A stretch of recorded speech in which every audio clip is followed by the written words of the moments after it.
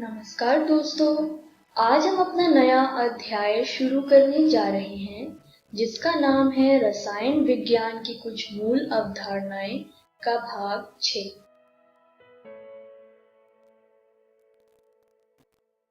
तो चलिए देखते हैं कि हम इस वीडियो में क्या पढ़ने वाले हैं। हम मोल संकल्पना यानी मोल कॉन्सेप्ट के बारे में पढ़ेंगे। हम स्टोइकियोमेट्री के बारे में भी जानेंगे। तो चलिए शुरू करते हैं आज का पहला विषय, मोल संकल्पना यानी मोल कॉन्सेप्ट। जब हम किसी बाजार में जाते हैं और कुछ वस्तु खरीदते हैं तो उस वस्तु को हम किसी निश्चित मूल्य या स्टैंडर्ड वैल्यू में नापते हैं। जैसे अगर हम केला या बनाना खरीदते हैं तो उसे हम किलोग्राम में नापते हैं। मिल्क यानी दूध खरीदते हैं तो उसे हम लीटर में नापते हैं। पर क्या आप इन दोनों पदार्थों के इनके कणों के संख्या पे नाप सकते हैं?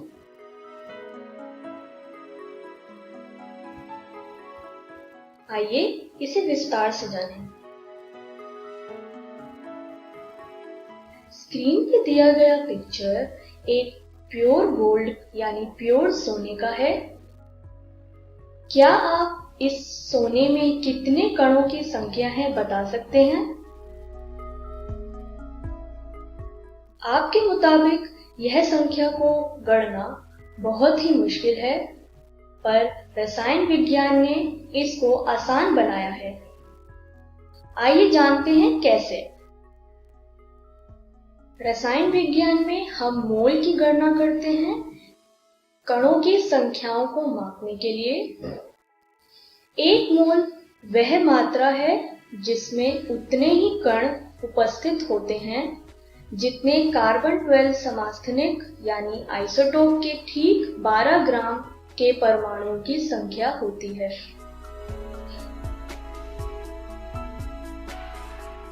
इन कणों की संख्या को एवोगाड्रो स्थिरांक यानी एवोगाड्रो संख्या कहते हैं।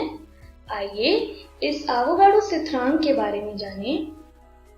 एवोगाड्रो स्थिरांक या एवोगाड्रो संख्या कणों की उन संख्या को बोलते हैं जो पदार्थ के एक मोल में मौजूद होती है।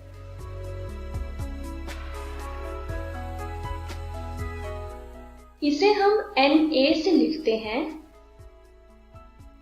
इसकी वैल्यू है 6.023 इंटू 10 की पावर 23 और जैसा कि इसका नाम दर्शाता है, यह संख्या अमेलियो एवोगाड्रो जो कि एक वैज्ञानिक थे, उन्होंने दी थी।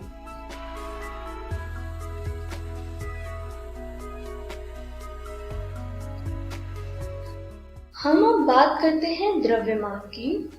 द्रव्यमान दो तरीकों से नापा जाता है। पहला है परमाणु द्रव्यमान, दूसरा है मोलर द्रव्यमान। परमाणु द्रव्यमान या एटॉमिक मास हमने पिछली वीडियो में पढ़ा था। यह एक कण का द्रव्यमान होता है। और मोलर मास या मोलर द्रव्यमान 6.023 इंटू 10 की पावर 23 कणों यानी एवोगाड्रो संख्या के द्रव्यमान के बराबर होता है। अब यह कण दो तरीके के भी हो सकते हैं, तो मोलर द्रव्यमान को भी दो भागों में बांटा गया है। मोलर द्रव्यमान दो भागों में बांटा गया है। पहला है ग्राम परमाणु द्रव्यमान। यह तब यूज किया जाता है जब यह कण एक परमाणु हो। इसको हम GAM भी लिखते हैं। और अगर एवोगाड्रो परमाणु एक अणु हो यानी मॉलिक्यूल हो तो हम इसे ग्राम अणु द्रव्यमान यानी ग्राम मॉलिक्यूलर मास भी कहते हैं। इसे हम GMM भी लिखते हैं। इस तरीके से हमने दोनों द्रव्यमानों के बारे में जाना।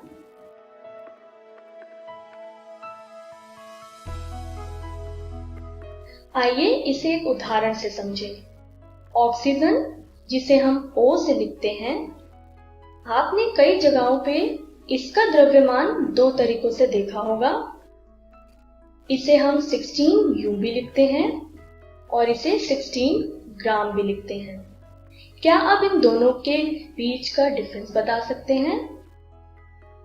16U होता है परमाणु द्रव्यमान यानी एटॉमिक मास, जैसा हमने पिछली वीडियोस में पढ़ा है, और 16 ग्राम होता है ग्राम परमाणु द्रव्यमान यानी ग्राम एटॉमिक मास, जिसे GAM भी कहते हैं।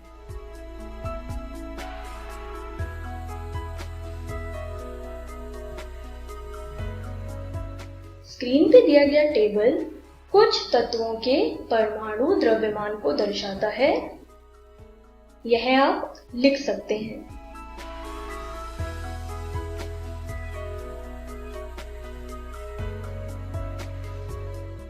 एक मोल को परिभाषित करने के लिए बहुत तरीके दिए गए। स्क्रीन पे दिया गया टेबल उन सारे परिभाषाओं को एक टेबल फॉर्म में लिखता है। आइए इसे एक एक करके विस्तार से जानें।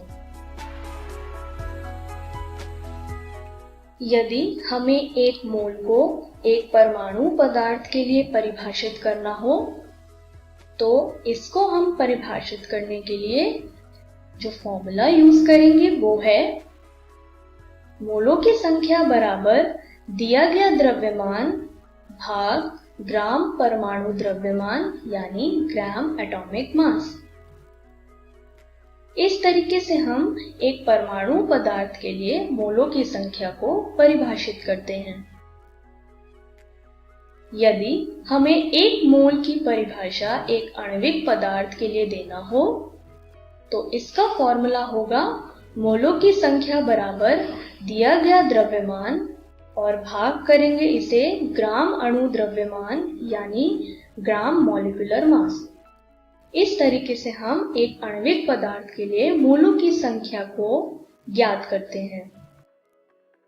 यदि हमें कुल दिए गए कणों की संख्या दी हो, उसमें हमें मोलों की संख्या को परिभाषित करना हो, तो हम फॉर्मूला यूज करेंगे मोलों की संख्या बराबर दिए गए कुल कणों की संख्या और उसे एवोगैड्रो संख्या से भाग करेंगे।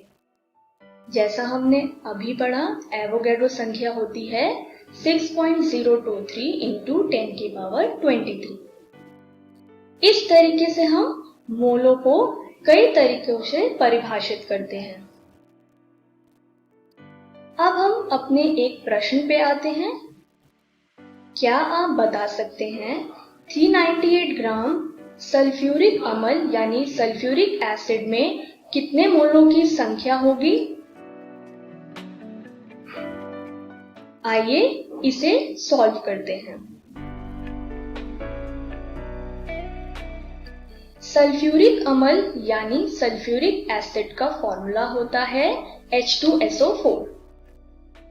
क्या आप इनका आणविक द्रव्यमान निकाल सकते हैं? जैसा हमने अपनी पिछली वीडियोस में पढ़ा था, आणविक द्रव्यमान निकालने के लिए दिए गए तत्वों को उनके नंबरों से और उनके परमाणु द्रव्यमान से गुणनफल का योग करते हैं। आइए इसे करके देखते हैं।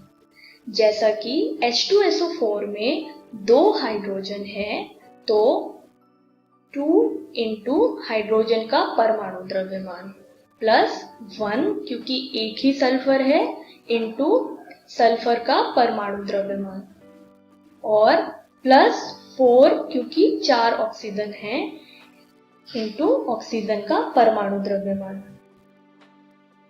तो सारी वैल्यूज को रखकर हमारा सल्फ्यूरिक अम्ल यानी सल्फ्यूरिक एसिड का आणविक द्रव्यमान आया 98 ग्राम पर मोल।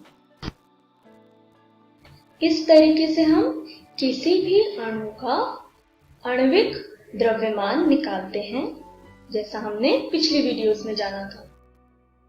आइए अब इसमें हम मोलों की संख्या को ज्ञात करें। जैसा हमने पिछली स्लाइड्स में पढ़ा, मोलों की संख्या को ज्ञात करने के लिए दिए गए द्रव्यमान को उसके आणविक द्रव्यमान से भाग करेंगे। वही फॉर्मूला हमने इस प्रश्न में यूज करा।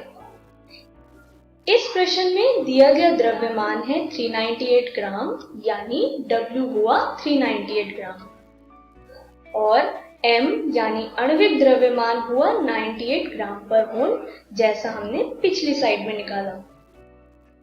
जब हमने इन सारी संख्याओं को इस फॉर्मूले में रखा तो आंसर आया 4.061 मोल, यानी 398 ग्राम सल्फ्यूरिक अम्ल या सल्फ्यूरिक एसिड में 4.061 मोलों की संख्या है। इस तरीके से हम किसी भी अणु के मोलों की संख्या को ज्ञात करते हैं। मोल संकल्पना के बाद अपने दूसरे विषय पे चलते हैं, जो है स्टोइकियोमेट्री।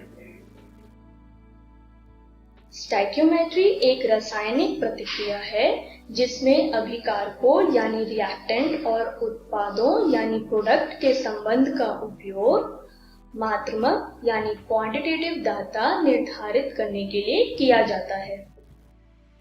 आइए इसे एक रिएक्शन से समझें। स्क्रीन पर आप एक रासायनिक प्रतिक्रिया या केमिकल रिएक्शन को देख पा रहे हैं।